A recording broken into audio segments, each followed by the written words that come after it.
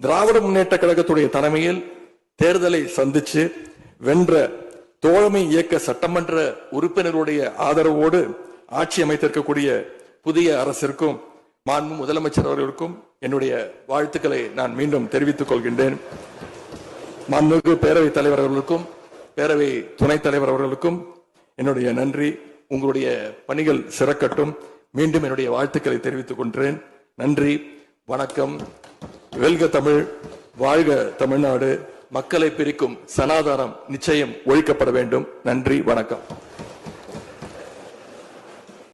அதாவது இந்த வீடியோல 2 மேட்டர் இருக்கு. நம்பர் 1, திரு உதயநிதி ஸ்டாலின் அவர்கள் தாவேகாவையும் விஜயும் நோன்றாரு. திமுகவின் கூட்டணி கட்சிகளின் தயவோடு ஆட்சி அமைத்திருக்கும் தாவேகான்னு சொல்லி திரு விஜய் அவர்களை குத்தி காட்டி பேசுறாரு.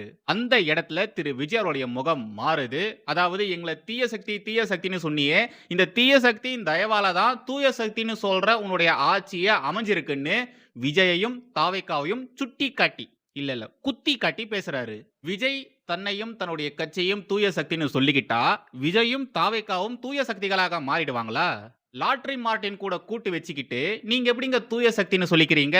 கம்யூனிஸ்ட் கட்சிகள், விசிகா, காங்கிரஸ், ஐயுஎம்எல் இத மாதிரியான தேச விரோத கருத்துக்களை தொடர்ந்து பேசக்கூடிய தேச விரோத சக்திகளுக்கு ஆதரவாக நிற்கக்கூடிய எப்ப பார்த்தாலும் இந்த நாட்டிற்கு எதிரான சிந்தனைகளோட இருக்கக்கூடிய இந்த கட்சிகள் கூட கூட்டணி வச்சுக்கிட்டு உங்களை நீங்க எப்படிங்க தூய சக்தின்னு சொல்லிக்கிறீங்க? தாவேகா அப்படிங்கிறது தூய சக்தியெல்லாம் ஒன்றும் கிடையாது. அது ஜஸ்ட் திமுகவுக்கு ஆல்டர்னேட்டிவா வந்திருக்கக்கூடிய இன்னொரு கட்சி அம்புட்டுதான். செகண்ட், மறுபடியும் நம்முடைய உதயநிதி ஸ்டாலின் அவர்கள் சட்டமன்றத்துல ஹிந்து மத வெறுப்பு பேச்சு பேசியிருக்காரு. சனாதன தர்மத்தை ஒழிக்கணும்லாம் பேசியிருக்காரு. நீங்க என்ன பண்றீங்க? ஒரு பேப்பர் எடுத்துக்கோங்க, ஒரு பென்சில் எடுத்துக்கோங்க. அந்த பேப்பர்ல சனாதனம்னு பென்சில்ல எழுதிட்டு அப்புறம் ஒரு ரப்பரை எடுத்துட்டு எழுதுன அந்த சனாதனத்தை அழிங்க. அது மட்டும்தான் உங்களால பண்ண முடியுமே ஒழிய சனாதனத்தெல்லாம் உங்களால ஒழிக்கவே முடியாது. திரு உதயநிதி ஸ்டாலின் அவர்களுக்கு ஒரு புகைப்படத்தை காட்ட ஆசைப்படுறேன். இதுதான் அது. இது உங்க அப்பா முன்னாள் எம்எல்ஏ திரு ஸ்டாலின் அவர்கள். இது நீங்க எதிர்கட்சி தலைவராக இருக்கக்கூடிய உதயநிதி ஸ்டாலின். நீங்க மிச்சம் இருக்கக்கூடிய 2 பேரு திமுகவின் பரம்பரை கொத்தடைமைகள். நீங்க எல்லாருமே ஏன் கதறி கதறி அழறீங்க? ஏன்? தோல்வி. சிட்டிங் சிஎம்மா இருந்த உங்களுடைய அப்பா எம்எல்ஏ கூட கிடையாது, தோத்துட்டாரு. தேர்தலில் தோத்துட்டாரு. இது வரைக்கும் சிட்டிங் சிஎம்மா இருந்த முதலமைச்சர்கள் நடக்கக்கூடிய தேர்தலில் தோத்ததே கிடையாது. ஸ்டாலின் தான் தோத்துருக்காரு. இதெல்லாம் எவ்வளோ பெரிய அவமானம் தெரியுமா? அதுக்குதான் ஸ்டாலின், உதயநிதி, திமுக இருக்கக்கூடியவர்கள் இவங்க எல்லாருமே கதறி கதறி அழுதாங்க. சனாதனத்தை ஒழிச்சு கட்டுவேன்னு சொன்னவரை மக்கள் ஒழிச்சு கட்டியிருக்காங்க. 2023 செப்டம்பர் 2ஆம் தேதி அன்னைக்கு தமிழகத்துல சனாதன ஒழிப்பு மாநாடுன்னு ஒன்று நடந்தது. அந்த மாநாட்டில் தான் அப்போதைய துணை முதலமைச்சராக இருந்த திரு உதயநிதி ஸ்டாலின் அவர்கள் சனாதன தர்மத்தை பத்தி ரொம்ப மோசமா பேசியிருந்தாரு. டெங்கு, மலேரியா, கொசு அப்படின்ற மாதிரிலாம் பேசியிருந்தாரு. அதுக்கப்புறம் நடந்த தேர்தலில், இந்த 5 மாநில தேர்தலில் திமுகவின் கூட்டணி, அதாவது திமுக புள்ளி வச்ச கூட்டணின்னு ஒரு கூட்டணி வச்சிருந்தது இல்லையா, அந்த கூட்டணி தோத்து போனாங்க. தொடர்ந்து தோல்விகளை சந்திச்சாங்க. அதை தொடர்ந்து திரு உதயநிதி ஸ்டாலின் அவர்கள் ஏகப்பட்ட வழக்குகளை சந்திச்சாரு. தொடர்ந்து இந்தியா முழுக்க ஏகப்பட்ட வழக்குகள் உதயநிதிக்கு எதிராக போடப்பட்டது. சோசியல் மீடியால பிரிங்கிட் ஆன் தௌலத்தா பேசிட்டு இருந்த திரு உதயநிதி ஸ்டாலின் அவர்கள் கோர்ட்டுக்கு போகும்பொழுது பம்பி பேசிட்டு இருந்தாரு. இப்ப பாருங்க, மறுபடியும் சட்டமன்றத்துல சனாதனத்தை ஒழிக்கணும் அப்படின்ற மாதிரிலாம் பேசியிருக்காரு. சொத்துலயும் அடி வாங்கியாச்சு, சேத்துலயும் அடி வாங்கியாச்சு. ஆனா நம்மளுடைய உதயநிதி ஸ்டாலின் அவர்களுக்கு புத்தி மட்டும் வரவே இல்லை. ரைட்டு, இப்போ ஒரு வீடியோ போடுறேன், அதை பார்த்துட்டு வாங்களேன்.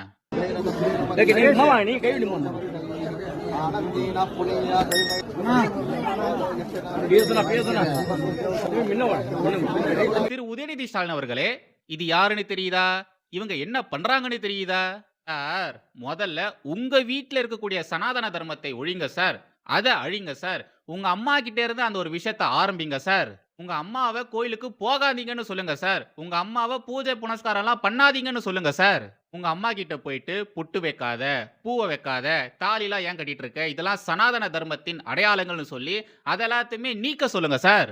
ஒன்னும் இல்ல, ஓசிஸ் ஒரு வீரமணி இருக்கார் இல்லையா, அவரு ஊர்ல இருக்கிற எல்லா பொம்பளையுடைய தாலியும் அறுத்துட்டு இருக்காரு. வாங்க, வந்து சனாதன தர்மத்திலிருந்து வெளியே வாங்கன்னு சொல்லி தாலியை அறுத்துட்டு இருக்காரு. நீங்க என்ன பண்றீங்க? திரு வீரமணி அவர்களை உங்க வீட்டுக்கு கூட்டிட்டு போயிட்டு உங்க வீட்டில் இருக்கக்கூடிய பெண்களின் தாலியை இவரை வச்சு அறுக்க வைங்க. முடியுமா? இதை உங்களால செய்ய முடியுமா? சொல்லுங்க சார். ஓசிசோறு வீரமணி அவர்கள உங்க வீட்டுக்கு கூட்டிட்டு போயிட்டு, உங்க வீட்ல இருக்கக்கூடிய லேடீஸ்களுடைய தாலிய அறுக்க வைக்க முடியுமா? மொதல்ல இது எல்லாத்தையுமே செஞ்சுட்டு, அதுக்கப்புறமா பப்ளிக்ல வந்து சனாதன தர்மத்தை அழிப்போம், வேறு இருப்போம், ஒழிப்போம் அப்படின்ற மாரிலாம் பேசுங்க. எதிர்க்கட்சி தலைவரா இருக்கக்கூடிய திரு உதயநிதி ஸ்டாலின் அவர்களுக்கு இங்கீதமும் தெரியல, நம்முடைய அரசியலமைப்பு சட்டம் என்ன சொல்லுது அப்படின்றதும் தெரியல. மக்களால் தேர்ந்தெடுக்கப்பட்ட ஒருவர் எந்த மதத்திற்கு எதிராகவும் வெறுப்பு பிரச்சாரம் செய்யக்கூடாது. இது சட்டத்திலேயே இருக்கு. ஆனா உதயநிதி ஸ்டாலின் அவர்கள், அவர் மட்டும் கிடையாது, திமுகல இருக்கக்கூடியவர்கள் தொடர்ந்து வெறுப்பு பிரச்சாரம், ஹிந்து மதத்திற்கு எதிரான வெறுப்பு பிரச்சாரம் பண்ணிட்டு இருக்காங்க. தொடர்ந்து பண்ணிட்டு இருக்காங்க.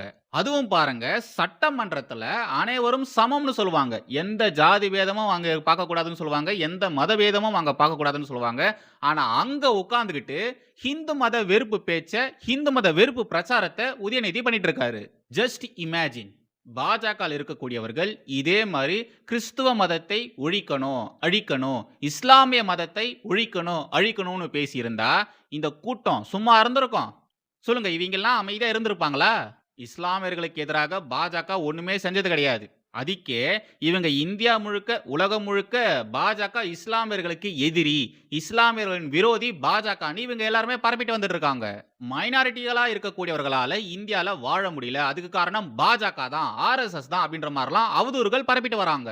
இந்த இடத்துல நீங்க ஒரு விஷயத்தை தெளிவா புரிஞ்சுக்கணும். ஃபர்ஸ்ட் ஆஃப் ஆல், இந்தியால இஸ்லாமியர்கள் மைனாரிட்டிலாம் ஒன்றும் கிடையாது.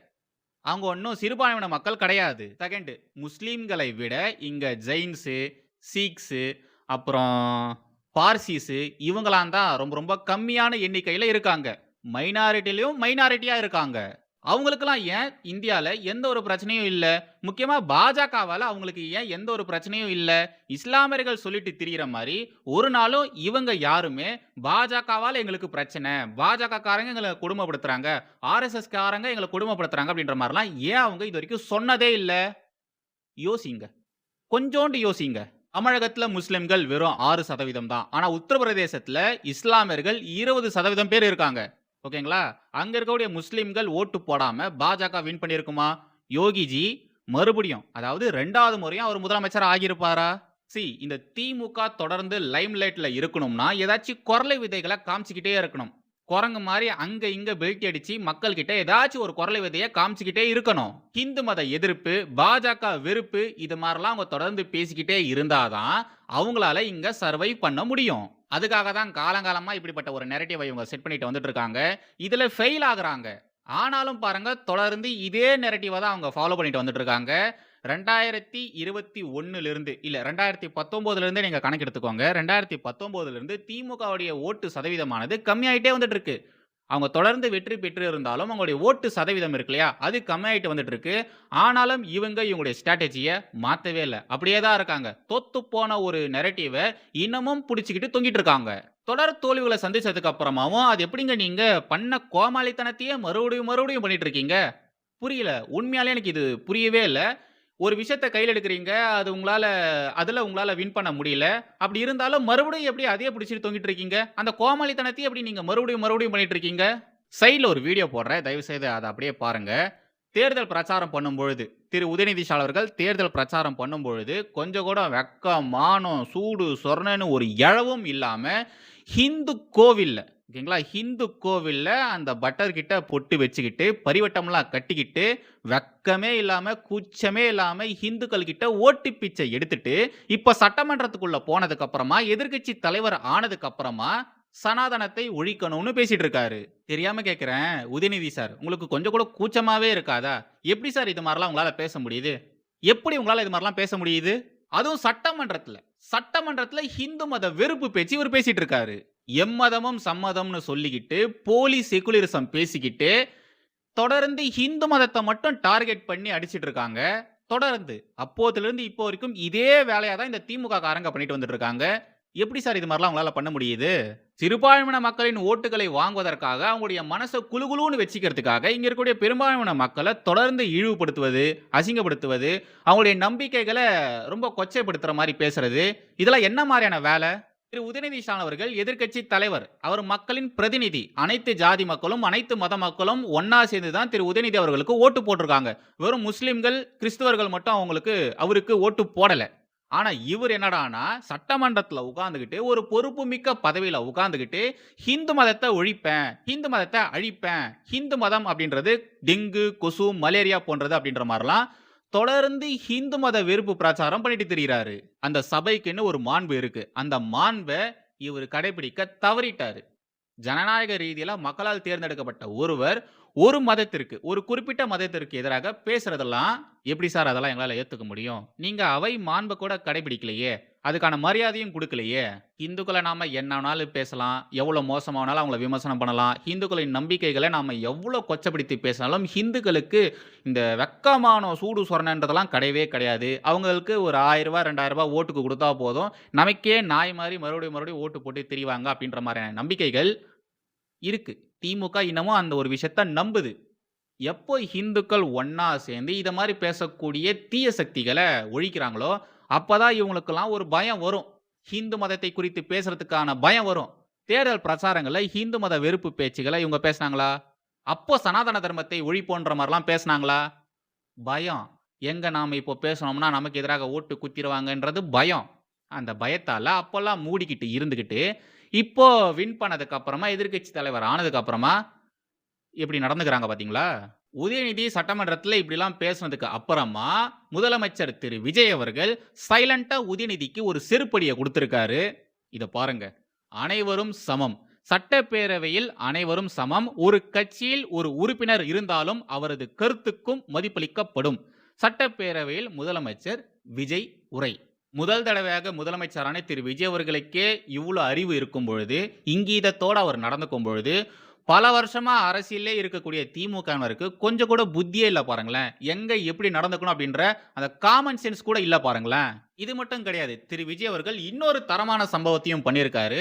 தன்னுடைய தனிப்பட்ட ஜோதிடர் ஒருத்தருக்கு சிறப்பு பணி அதிகாரி அப்படின்ற ஒரு பதவியை கொடுத்திருக்காரு. அவரை நியமனம் பண்ணியிருக்காரு. ஈவேராவை பத்தி பேசிட்டு இருந்த திரு விஜய் அவர்கள் ஜெயிச்சதுக்கு அப்புறமா ஈவேராவை கண்டுக்கவே இல்ல. அவன் கிடக்குறான்டா மயிராண்டி.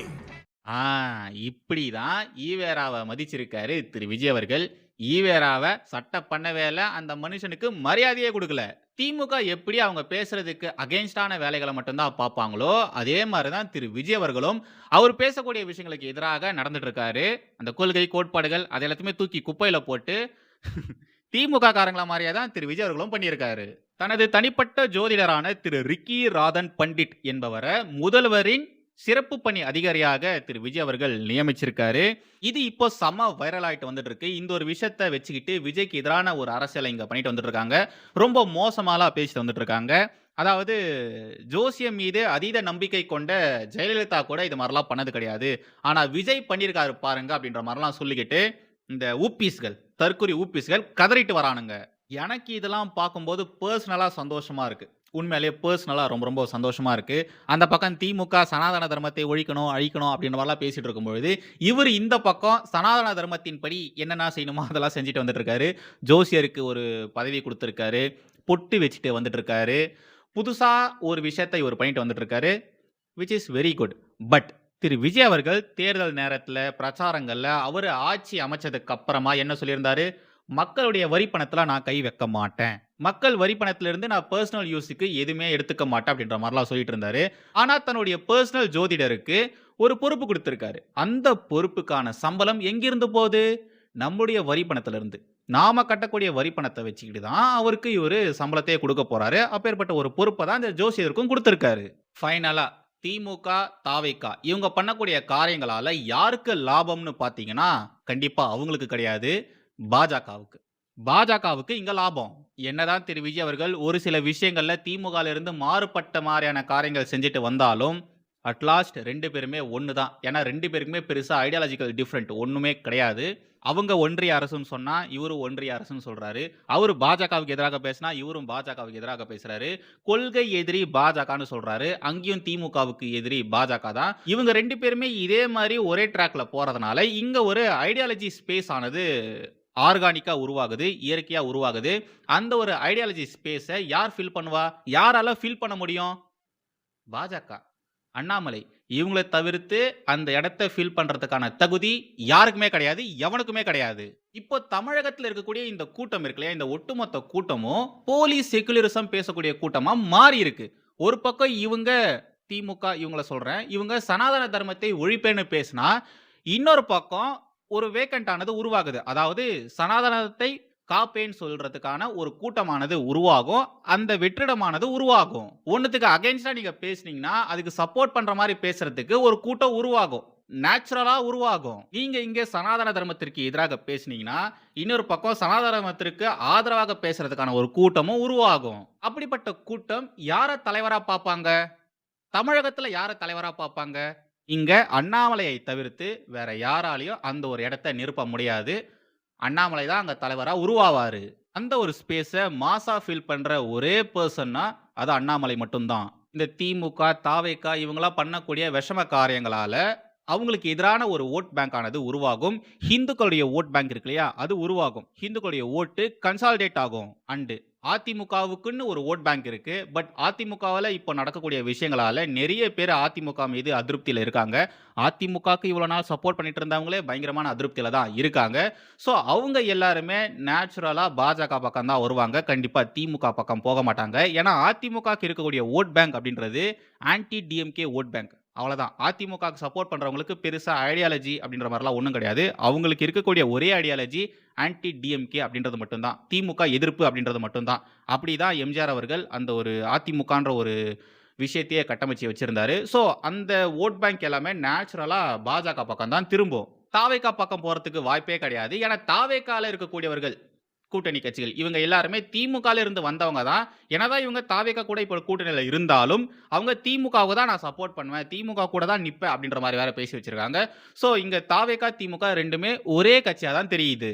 நாளைக்கே திமுக பாஜகவுக்கு எதிராக ஒரு விஷயத்த பேசுறாங்கன்னு வச்சுக்கோங்களேன், அவங்க பேசுறதுக்கு ஏற்ற மாதிரி தான் அவங்களுக்கு சப்போர்ட் பண்ற மாதிரி தான் தாவேகாவும் பேசும். திரு விஜய் அவர்களுக்கும் வேற வழியே கிடையாது, அவரும் அப்படிதான் பேசி ஆகணும். ஸோ இவங்க ரெண்டு பேருமே பாஜகவுக்கு எதிராக பேசும்பொழுது அங்க பாஜகவுக்கு ஆதரவாக பேசுறதுக்கு யார் நிப்பா?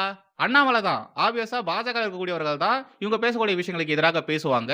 ஸோ இங்க நேச்சுரலா ஒரு ஸ்பேஸ் ஆனது உருவாகி இருக்கு. நேச்சுரலா ஒரு தலைவருக்கான நீட் ஆனது இங்க உருவாகி இருக்கு. அந்த தலைவர் அண்ணாமலையை தவிர்த்து வேற யாரும் கிடையாது. அண்ணாமலை மட்டும்தான் அந்த இடத்தை நிரப்ப முடியும், வேற யாராலையும் முடியாது. இதெல்லாம் மட்டும் கிடையாது, இங்க தாவேகாவுக்கு எதிரான ஓட் பேங்க்கும் உருவாகி இருக்கு. அண்டு நேஷனலிஸ்டா இருப்பாங்க இல்லையா, தேசியவாத சிந்தனையோடு இருப்பாங்க இல்லையா, அவங்களுடைய ஓட் பேங்க்கும் இங்க இருக்கு. இது எல்லாத்தையுமே அப்சர்வ் பண்ணக்கூடிய ஆளுமை, திறமை, நேர்மை இது எல்லாமே அண்ணாமலை கிட்ட மட்டும்தான் இருக்கு, வேற யார்கிட்டயுமே இல்ல. விஜய் மற்றும் உதயநிதி இவங்க 2 பேருக்குள்ளேயும் வேற்றுமைகளை விட ஒற்றுமைகள் தான் அதிகமா இருக்கும். இவங்க 2 பேருக்குமே பெருசா எந்த ஒரு வித்தியாசமும் கிடையாது. இதுவே போதும் இங்க பாஜக வளர்வதற்கு, அண்ணாமலை மாபெரும் தலைவராக உருவாவதற்கு இது மட்டுமே போதும். இயற்கை அண்ணாமலைக்கு ஆதரவான ஒரு சூழலை இங்க தமிழகத்துல உருவாக்கி இருக்கு. இத பாஜக மேலிடம் எப்படி யூஸ் பண்ண போறாங்க அப்படின்றத நம்ம பொறுமையா பொறுத்திருந்து தான் பார்க்கணும். மற்ற மாநிலங்கள்ல எப்படி பாஜக அரசியல் பண்ணாங்களோ அதே மாதிரியான ஒரு அரசியலை தமிழகத்துல பண்ணாங்கன்னா ஓகே. அப்படி பண்ணலன்னு வச்சுக்கோங்களேன், சொல்றதுக்கு ஒன்றும் இல்லை.